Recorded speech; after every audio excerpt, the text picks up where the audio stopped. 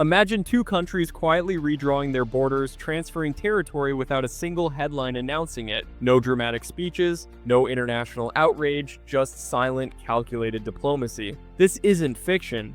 It really happened between the Philippines and Malaysia, and the consequences still ripple through geopolitics today. In the mid-20th century, Southeast Asia was a region of emerging nations, colonial legacies, and contested boundaries. The Philippines and Malaysia, neighbors with centuries of shared history and maritime ties, found themselves entangled in a dispute over Sabah, the northernmost state of Borneo. Sabah's history is complex. The Philippines' claim traces back to agreements with the Sultanate of Sulu in the 17th century, long before colonial powers redrew maps in the region. Malaysia, however, incorporated Sabah into its federation after independence in 1963, asserting sovereignty and triggering decades of diplomatic tension. While nationalist movements in the Philippines continued to press the claim, both governments recognized the potential dangers of escalating the dispute publicly. What is lesser known, however, are the confidential arrangements quietly negotiated in the late 1960s and 1970s. These agreements, never widely publicized, effectively reshaped how the two nations manage overlapping claims and maritime boundaries. Their secrecy was strategic. Public knowledge could have inflamed nationalist sentiments in both countries, destabilizing an already delicate region. One key element involved clarifying maritime boundaries and making minor territorial adjustments on Borneo itself.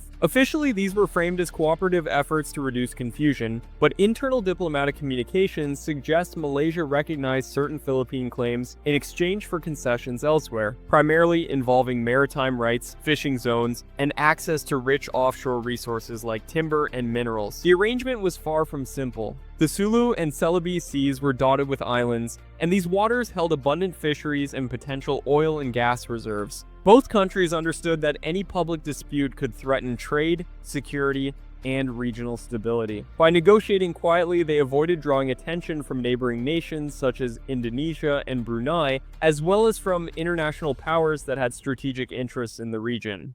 Over time, these secretive agreements yielded significant consequences. First, they laid the foundation for joint maritime patrols and resource-sharing initiatives that would only be formalized decades later. Second, they temporarily eased tensions over Sabah, even as nationalist voices in the Philippines continued advocating for the territory's return. Third, they created channels for backdoor diplomacy, allowing both governments to address sensitive issues like smuggling, migration, and environmental management without public controversy. It's crucial to understand that these agreements did not amount to a complete transfer of territory. Instead, they were pragmatic compromises. Sometimes they granted usage rights, sometimes they redefined maritime boundaries, and occasionally they formalized administrative oversight where claims overlapped. These nuanced solutions reflected a clear understanding that sovereignty could be exercised flexibly to achieve broader strategic goals. Today, Sabah remains officially part of Malaysia, but the effects of these quiet agreements continue to shape regional relations. Analysts argue that the Philippines' willingness to negotiate privately reflects strategic foresight,